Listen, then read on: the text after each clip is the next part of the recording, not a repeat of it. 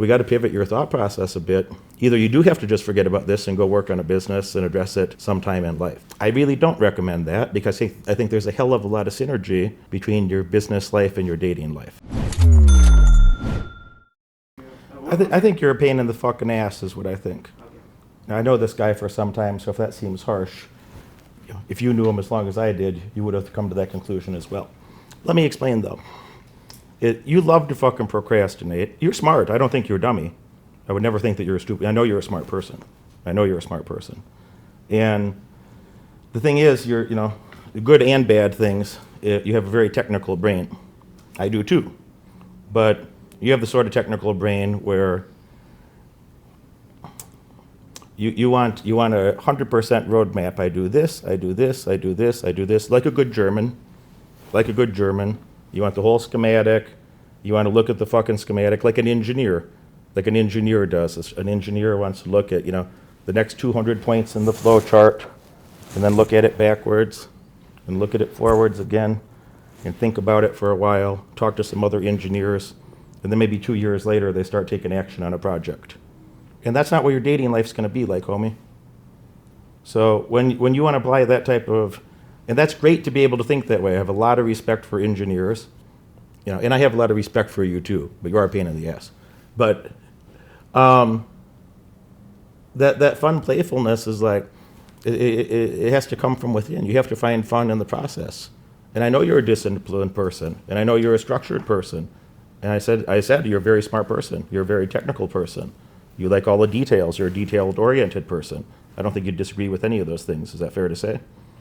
I think that's very fair about you. I know you're smart. I know you're disciplined. I know you're a technical person. You like those details. The thing that we were saying, the dickhead comment of being more fun, being more playful, like boyish, along with all of that discipline, technical, hard learnings, work ethic, etc. You have to find fun in the process.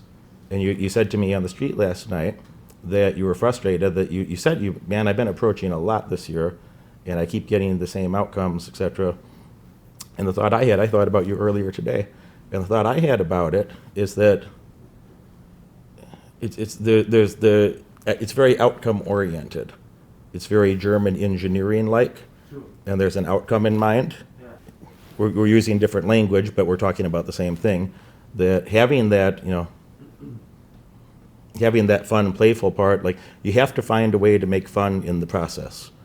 We have to find a way to have, it's one of the fucking 10 commandments. Thou shalt have sincere fun. Commandment 5 or 6 or so, huh? You have to have the fun. Without the fun, nothing's going to happen. She needs that. And I think you're very outcome oriented, which I don't think is a bad thing. I've spent years of my life being very outcome oriented, and I tended to get the fucking outcomes too. And you've done that in your own life too. So, I don't think that's a bad thing. But in this context, it's like, you can't, there's not a way to engineer the fun through more technical, nerding, hardness. It has to be, give yourself permission to fucking relax. You have to be speaking to another human. Like, you have to take the time to take a breath and relate to the other human. We'll go back to that. I think that's the main point we should address. The minor point that maybe we should address is that the part that I perceive as a pain in the ass is a couple times that I tried to give you feedback yesterday or in previous programs. You don't want to hear that shit from me either. You want the outcome. That's the part that I think is a pain in the ass. I respect your brain. I know you're very smart. I know you've got a great work ethic. I know I don't know everything about your family background or your childhood or your life, but I know you've done very well in your professional career, and I bet you're going to do a lot better. If I could wager money with no further information, I would bet you're going to go do quite well financially in life. I'm sure you are. So don't take it, don't be offended in that case at least. Feel free to be offended if you like, but at least not in those areas. The part that I find to be a bit of a pain in the ass is I've tried 3-4 times even this week to nudge you in that direction of, and maybe I didn't use these words, but it's clear to me, is like, bro, it has to be more fun. Like, commit to the process in a way where I feel like you're like essentially want permission to go back to your cave and do a lot of nerding. So that's the feeling that I had. May or may not be correct. That's the feeling that I've had about it. That you're kind of like, well, let me ask Derek a few very precise, little precise, detailed, micro poke you questions, so I can get him to tell me something along the lines. So, oh yeah, bro, just go work on your shit. It seems like you're very focused. You want to go work on, business or something industrious right now, and you're frustrated with the girl part. So back to that macro thing that I think will be helpful and useful. We got to pivot your thought process a bit. Either you do have to just forget about this and go work on a business and address it sometime in life. I really don't recommend that because I think there's a hell of a lot of synergy between your business life and your dating life. I think there's a ton of overlap. And I think guys that get laid a lot also have a swagger and a fun about them in business that will help you make more money too. I've certainly had that experience. So I've seen a lot of other people have that experience. You can be in a business meeting and you can tell who the business guy or the attorney that just never gets laid. And he might be super smart because he's a fucking 38-year-old virgin or something. He might be really smart. But you can also just tool the guy in a second and clown him, and kind of everybody in the room can see that he might have the highest IQ even, but he's not going to have the highest quality outcome in that room. So I think there's a lot of overlap where you can do both together. I think the opportunity to focus on, and I'll make this a conversation, I'm not trying to just talk, I'll make it a conversation between us. I think the opportunity to focus on is, you have, and I don't mean this in a fucked up way, it's like you have to just think of like, what the fuck do I actually like about women? Because I'm not sure, and I don't think that's in a mean way or a bad way. I just think sometimes you want to get laid and you don't really give a fuck about women at all, which is fine. Everybody here can relate to that on some level, okay? But about the time that you actually care about, like, I actually like spending time with women. I like their little silly feminine energy, in a not in a woo-woo esoteric way, but I like being around a feminine woman. I like being around smart people that I could have a conversation with. But, girls are just kind of silly in general and a little fun and carefree in a way that I would never personally be. So I enjoy observing that and feeling that emotion vicariously, I suppose. So I kind of like chatting with women and fucking around until I find out, if there's just a disaster of some kind. No need for that. But, I think that would help you a hell of a lot if you start thinking, what are the things that I actually enjoy? What are some things, personality attributes, the smell of her hair? If you had those few things in your head of, what the hell do I actually like about women? What do I want to do with her? What would be the fun, emotionally enriching experiences that you'd like to do with her besides the sex? And because sex is not a problem, like I think somewhere inside that you would like to have a nice relationship with a high quality woman, or 100 nice relationships with some high quality women.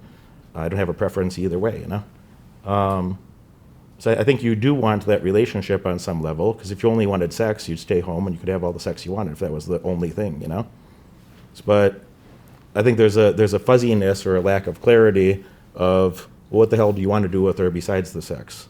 What are the fun what do the fun times look like? What would the emotional experiences be for you? What are the things that would be those kind of heartwarming, fun things? What are the things you'd make fun of her for?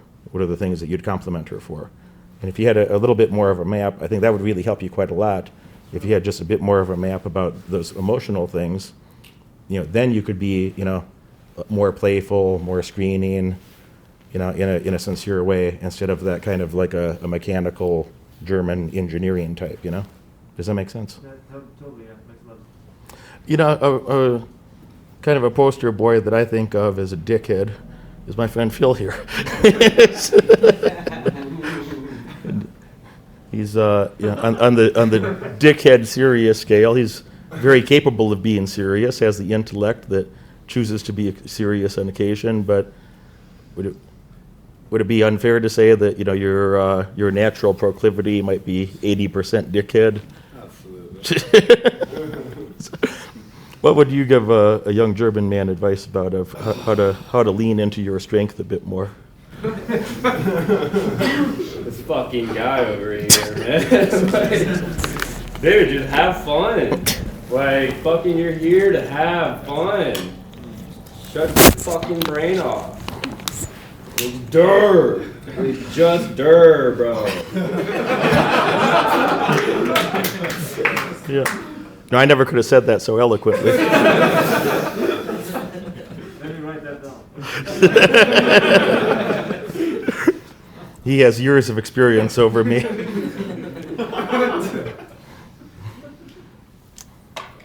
Now, there is some wisdom. Now, and I don't mean to be disrespectful to Phil either, because you've done a hell of a lot of work on business stuff in the last couple of years. You've done a hell of a lot of work, like a lot, on business stuff in the last couple of years. But the way I think of it, or the way I could say it in shorthand to the group, is like in your teenage years and early 20s, you sure had a lot of fun partying too, Yeah, that was the problem. Yeah, and in those environments, there's a, oddly enough, there is a wisdom to that chaos or some patterns to observe at least. Is like, the girl's brain, she values that logical, nerdy side of people like you and I that could just be stiff and go do tough things without a lot of emotion for a long period of time. She'll value that later because she doesn't starve. Like, they prefer to not starve, they prefer to have some resources in the house, things like that. But really, in her heart, she just wants to have fun. She just wants to be like optimized for the most fun possible, usually with a very short-term time horizon. And in that kind of like silly, fuckboy party mode, if you will, a lot of girls go and hook up with those guys just like, oh, it's fun, it's carefree, it's non-judgmental. I think you might have some of this as well, that you find it difficult to turn off that logical thinking and judging and thinking and judging. And yeah, when I take like a Myers-Briggs test, which I've taken a few times just to see if it's similar outcome over time, I've taken it 3 times. All the time I'm in like 98th and 99th percentile on thinking and judging, TJ. And so it's just off the charts on thinking and judging. So I can't even, it's so much my nature to be that way that I can't really turn it off anyway, If I have 5-6 beers, I'm still that way. So I had to counterbalance that, like, when dealing with girl stuff, I've learned to counterbalance that I'm still going to say whatever judgmental thing that I'm thinking about anyway, or, whatever my sincere opinion is about something. But I'll often make if I like the girl and we have a good vibe, I'll also find a way to make that comedic, or find some improv in there that we could smile or laugh, or I'm going to tell her what I think about it, but we can smile or laugh, or there's some room to advance a communication in a fun, playful way, while also being kind of very logical and nerdy at the same time. And if you think about my personality, the way I talk to the girls is extremely very much like we talk with the guys. Is I kind of vacillate between like very serious and thinking and intellectual, accomplishment-oriented type thoughts, and then also just like something from a rap song or some street hoodlum something, interspersed or juxtaposed against something that's actually intelligent and industrious and useful. Now you might find a different version of that. I'm not telling you that's the key for you. You might find a different version of that. That's very natural to me. That I grew up around a lot of rough people. I know how to have little nuances of humor from that type of an environment, because it is natural to me. But I also went out of my way to try to learn a lot of things and build a lot of value to get the fuck away from these type of environments. But I can talk to a broad array of people across the social spectrum that I understand their language or their lingo or the way they would think about a lot of things. So you have to find your version of that, because if you just tried to do exactly what I did, but you had different life experiences, so you have to find the different version that suits your personality and your brain function and your life experiences. But there's got to be some more fun, playful in there, that more childish part of your personality. She has to see that there's a ray of light that, like, yes, this man's a German, he's industrious, things are going to run on time, the executions will take place as scheduled, but there's also some fun. The value part, let's talk about that value part that you brought up. And I think that's used, value is construed by in a lot of different ways by a lot of different people. So, there's some girl, that's why I talk about compatibility and screening so goddamn much, because there's some girl out there that thinks that you and I are both totally useless. She'd love to go home with some guy that has some good weed to smoke or something. And, by her value systems, if she values short-term fun, doesn't think about long-term consequences, isn't thinking about, many of the things that you and I would hold deeply be concerning for us to betray our values in some of these areas. For her, she just thinks that you're a schmuck and I'm a schmuck, and she'd just rather go with some guy that's cool. Just maybe he's got a tattoo on his face or on his neck and, some drugs. Doesn't care about his future. They're just having short-term fun together, And that's where she feels comfortable. That's what she thinks is fun or playful, or, that's where her head's at. Or, there's a lot of girls that are really physically attractive, and it'd be disastrous, if you and I changed our lifestyle and started behaving like the type of man that they would want, it'd just ruin your life, it'd ruin my life, you'd hate yourself for it later. So I don't think that, I don't expect to be compatible with everybody, I think that most girls, and I think most people, that you would rather, wouldn't you pay good money to just avoid most humans? I would. I do. Why are we up here on the top of a fucking skyscraper in a baller-ass penthouse instead of hanging out with a bunch of riffraff, having our communication on the sidewalk, Just random bums coming in. Tourists and bums and, whatever other nonsense would happen. So, we do pay good money to avoid that type of shit.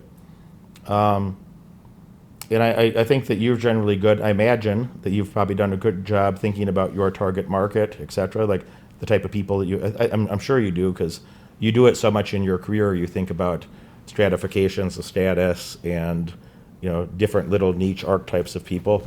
Even in our communications together, I've heard you say that so many times in a career setting. Not directly, but I hear those little nuances, that I'm sure you probably have done that with women as well. So I doubt that that's the problem. My guess is that you're somewhere again in your well-structured brain, which is a great thing. But somewhere again in that well-structured brain is like, I've thought about who I want and what I don't want, and so on and so on. But God damn it, when I show up, she's supposed to know exactly who I am and how I am, and I don't have to do the steps and to convey my personality, to show her there's a light at the end of the chamber, and so on and so on. I see everybody in the group fast-tracking their success. Not fast-tracking like, oh, it's going to happen in 10 years. Fast-tracking like it's happening live alongside Derek. And I think that's probably the best thing I like about it, is the community and the real success that people are actually making money, not pretending to make money. But it's the only place that I would be going in order to get a mentor or to follow a method. It's the only one that's worked for me. Thanks for watching. Success is not for everybody, and it may not be for you. If you are or on your way to be a millionaire or multi-millionaire, probably going to want to spend time with my clients. Probably going to want to have a personal relationship with me so we can accelerate that process, get you living up to your maximum potential, earning your maximum wage. You're going to want to click that follow button. You're going to want to click that bell and get notifications. Tune in every Friday. Tune in every Monday. You're going to love what you see. I look forward to having you as a client in the future.